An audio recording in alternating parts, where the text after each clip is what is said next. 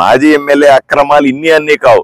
అతని అక్రమాలు తీసుకుంటూ పోతే అంతే లేదు, దాన్ని ఏదో రకంగా తేల్చుకుంటాం. అతనికి చట్టపరంగా ఎటువంటి శిక్ష పడాలో 100% అతనికి పడుతుంది.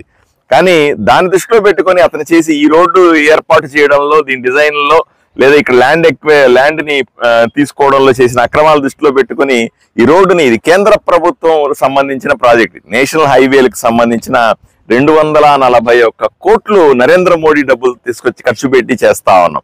దీన్ని ఇబ్బంది పెట్టడం కూడా నాకు ఇష్టం లేదు. అందువల్ల రోడ్డు మీద ఫోకస్ పెట్టాం.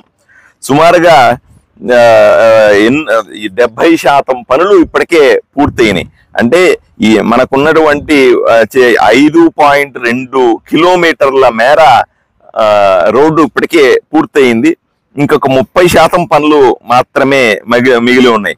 దీని ల్యాండ్ తీసుకున్న సందర్భంలో కూడా సుమారుగా 79.4 ఎకరాలు, ఎన్ని ఎకరాలని మొత్తం ప్రైవేట్ గవర్నమెంట్ ల్యాండ్ కలిపి ప్రొక్యూర్ చేస్తే దాంట్లో ప్రైవేట్ ల్యాండ్ 54.8 ఎకరాలు ప్రైవేటు వ్యక్తుల దగ్గర నుంచి తీసాం. దానికి సుమారుగా 127 కోట్లు ఖర్చు పెట్టాం.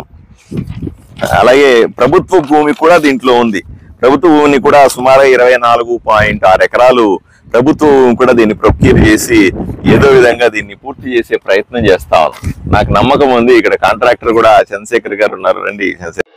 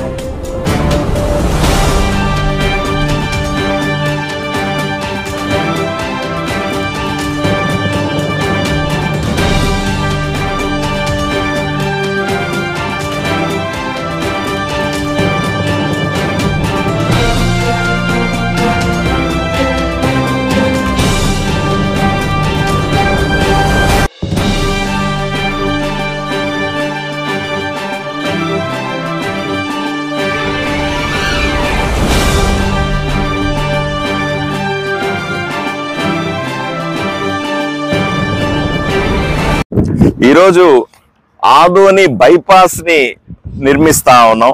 ఆదోని బైపాస్ సంబంధించిన పనులు ఎలా జరుగుతున్నాయి అని తెలుసుకోవడానికి నేను, మల్లప్ప గారు, మిగతా నాయకులంతా కలిసి ఈరోజు బైపాస్ ని సందర్శిస్తా ఉన్నాం. ఈ ప్రాజెక్టు సుమారుగా 7.3 కిలోమీటర్లు, అంటే ఆదోని టౌన్ లోకి వెహికల్స్ రాకుండా బయట నుంచి వెళ్ళిపోయి ఎమిగనూరు వైపున వెళ్ళడానికి ఏర్పాటు చేసింది. 7 కిలోమీటర్ల 303 మీటర్లు ఇది. దీని ప్రాజెక్ట్ కాస్ట్ 242 కోట్ల రూపాయలు. దీంట్లో సివిల్ అంటే రోడ్లు వేయడానికి 98 కోట్ల రూపాయలు ఖర్చు పెడతా ఉన్నాం. ఈ రోడ్డు వేసే సందర్భంలో ప్రైవేట్ ల్యాండ్స్ చాలా వస్తున్నాయి. ఆ ల్యాండ్స్ ను కొనుక్కోవడానికి సుమారుగా 125.5 కోట్ల రూపాయలని మనము ఖర్చు పెడతా ఉన్నాం. మనకందరికీ తెలుసు, నేను ఎలక్షన్లకు వచ్చే సమయానికి, నేను ఎమ్మెల్యేగా క్యాండిడేట్ గా ఇక్కడ వచ్చే సమయానికి అందరూ కూడా ఒకటే మాట చెప్పేవాళ్ళు, బైపాస్ పూర్తి చేయండి సార్, బైపాస్ పూర్తి చేయండి సార్, మీకు మంచి పేరు ఉంటది. లేకపోతే అది నేను ఎన్నికల హామీగా కూడా చేస్తున్నా. కూటమి వైపు నుంచి తెలుగుదేశం, జనసేన, భారతీయ జనతా పార్టీ ప్రచారం చేస్తున్నప్పుడు మేము స్పష్టమైన హామీ ఇచ్చాం. నేను ఎమ్మెల్యే అయిన వెంటనే మీకు బైపాస్ ని వీలైన తొందరగా పూర్తి చేస్తామనే హామీ కూడా ఇచ్చినాం. దాన్ని దృష్టిలో పెట్టుకుని నేను వచ్చేసరికి ఇన్ని చాలా కోర్టు కేసులు, గొడవలు, వాట్సాప్ గ్రూపులు, ఎంతో మంది దీన్ని అడ్డం పడుతూ ఇది అసలు వద్దే వద్దు మనకు అనే పద్ధతిలో ఇబ్బంది ఉండేది పరిస్థితి. నాకు కూడా రోజు రిప్రజెంటేషన్లు వచ్చేవి, ఆ గ్రూప్ ఈ గ్రూప్ అని చెప్పేవాళ్ళు. ఇది చాలా ప్రమాదకం, దీంట్లో చాలా దుర్మార్గాలు.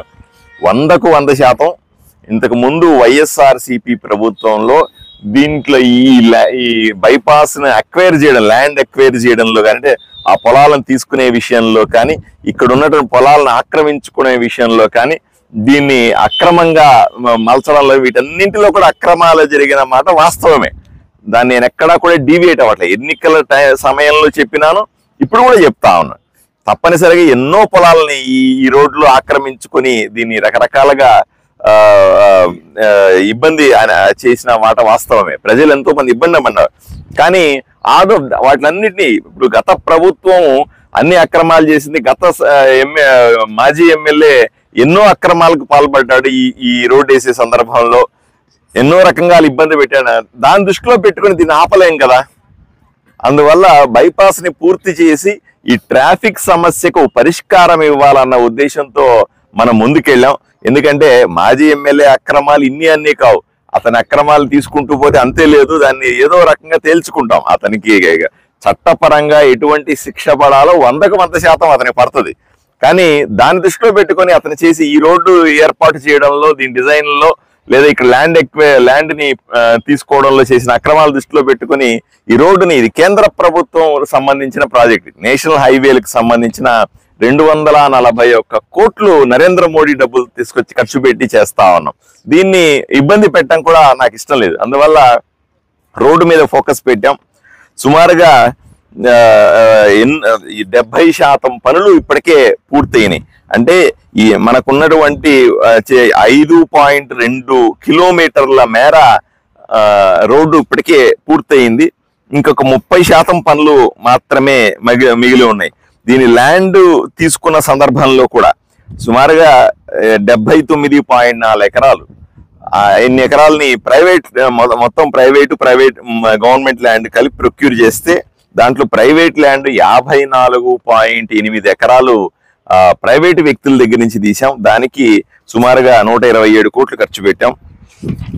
అలాగే ప్రభుత్వ భూమి కూడా దీంట్లో ఉంది. ప్రభుత్వ భూమిని కూడా సుమారుగా 24.6 ఎకరాలు ప్రభుత్వం కూడా దీన్ని ప్రొక్యూర్ చేసి ఏదో విధంగా దీన్ని పూర్తి చేసే ప్రయత్నం చేస్తా ఉన్నాం. నాకు నమ్మకం ఉంది. ఇక్కడ కాంట్రాక్టర్ కూడా చంద్రశేఖర్ గారు ఉన్నారు, రండి, స్పందించినాడు.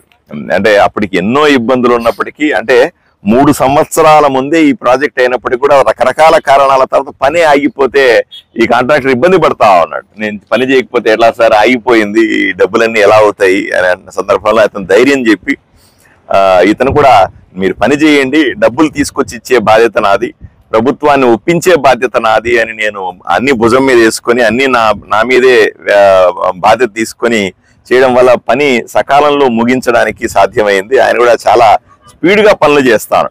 అక్కడ ఓవర్ బ్రిడ్జ్ కూడా ఒకటి ఉంది. ఓవర్ బ్రిడ్జ్ డబ్బులు వస్తాయా లేదా ఇప్పుడు కూడా అడుగుతున్నాడు పక్కకి తీసుకెళ్లి. అదే ఏం కంగారు పడాల్సిన అవసరం లేదు. ఎక్కడ అవసరం ఉంటే నేను ఫోన్ చేసి నిధులు ఏర్పాటు చేసే పని నేను చూసుకుంటాను. అవసరమైతే వ్యక్తిగతంగా మంత్రుల దగ్గరికి వెళ్తాను, అవసరమైతే వ్యక్తిగతంగా పై అధికారుల దగ్గరికి వెళ్ళి ఆదోని కోసం డబ్బులు తీసుకొని ఇచ్చే బాధ్యత నేను తీసుకుంటానని చెప్పడంతో నాకు చాలా సంతోషంగా, నేను ప్రత్యేకంగా ధన్యవాదాలు తెలుపుతా ఉన్నాను. ఎందుకంటే సమయానికి డబ్బులు పెట్టి చేసేవాళ్ళు కూడా కావాలి కదా.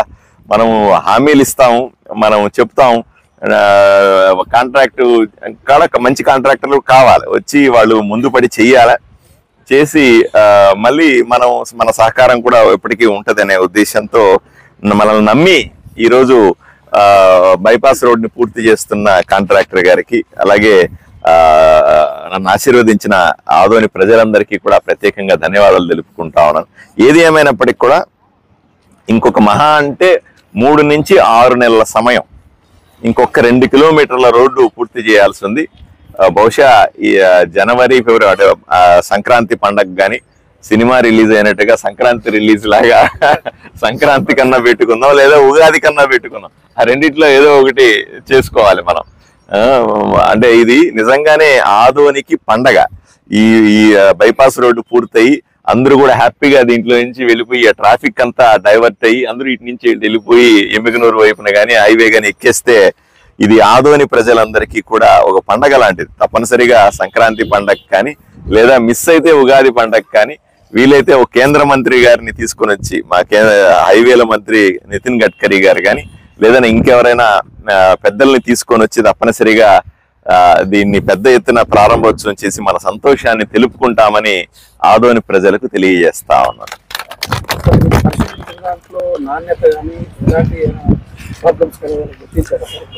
నేను ఇంతకుముందు 2-3 సార్లు ఇక్కడికి వచ్చాను, కానీ ఈ రోజు కూడా కొంత చూశాను, కొన్ని సలహాలు కూడా ఇచ్చినాను. కొన్ని చోట్ల నీళ్లు వస్తే నా అభిప్రాయం ఏంటి, ఇప్పుడు ఇంత మంచి రోడ్డు పెడుతున్నాము, వర్షం పడుతుంది, వర్షం పడితే పక్కకి నీళ్లు వచ్చి కింద జారే సందర్భంలో ఆ మట్టి కోత ఉంటది, అది ఇబ్బంది కూడా ఉంది. దానికి కొన్ని సలహాలు ఇచ్చాను. మనకు రాళ్లు పక్కన పెట్టి సోలింగ్ చేయడం కానీ, లేదా దానికి డ్రైన్స్ ప్రాపర్ గా చేయడం కానీ, ఇవన్నీ కూడా నాకు తోచిన సలహాలు ఇచ్చాను. ఇంజనీర్ కాదు, తోచిన సలహాలు ఇచ్చాను. మిగతా విషయాలను కూడా తీసుకుని రమ్మన్నాను. నేను ఇవన్నీ చూస్తానని చెప్పాను. ఒకసారి పేపర్ మీద ఉన్నది, అక్కడ కింద జరుగుతున్నది రెండింటినీ కూడా వెరిఫై చేసుకుని ఈ 3 నెలల్లో మళ్ళీ 1-2 సార్లు వచ్చి దీని నాణ్యత పరిశీలించి అత్యంత నాణ్యతతో ఈ రోడ్డు వర్క్ ను పూర్తి చేసే బాధ్యతను మేము తీసుకుంటాం. నాణ్యత లోపాలు ఉన్నాయని చెప్పేసి సోషల్ మీడియాలో కూడా ఆదోనికి చెందిన కొంతమంది పౌరులు, అంటే ప్రజలు వాళ్ళే పోస్ట్ చేసినారు సార్. మరి తప్పనిసరిగా ఎవరికి నాకు మొన్న చూశారు, నాకు ఇంకా కొన్ని వర్కులు జరుగుతున్న సందర్భం. మామూలుగా ఏంటంటే ఒక ఎమ్మెల్యే ఎలా ఉంటాడంటే, వర్కులు జరుగుతా ఉన్నాయిలే హాయిగా జరిగిపోతే చాలు అనుకుంటాడు. నేను అలాంటి ఎమ్మెల్యే కాదు. జరుగుతున్న ప్రతి వర్క్ను చూసి, కంప్లైంట్లు వచ్చిన ప్రతి వర్క్ను చూసి, దాంట్లో అన్ని లోపాలు ఏమన్నా ఉంటే వాళ్ళ పై అధికారులకు చెప్పి నాణ్యత తీసుకొచ్చే బాధ్యతను కూడా నేను తీసుకుంటాను. ఎందుకంటే ఈ రోడ్డు వేస్తే మళ్ళీ 20-30 ఏళ్ళు ఇంత డబ్బులు తేవడం కష్టం ఆదోనికి.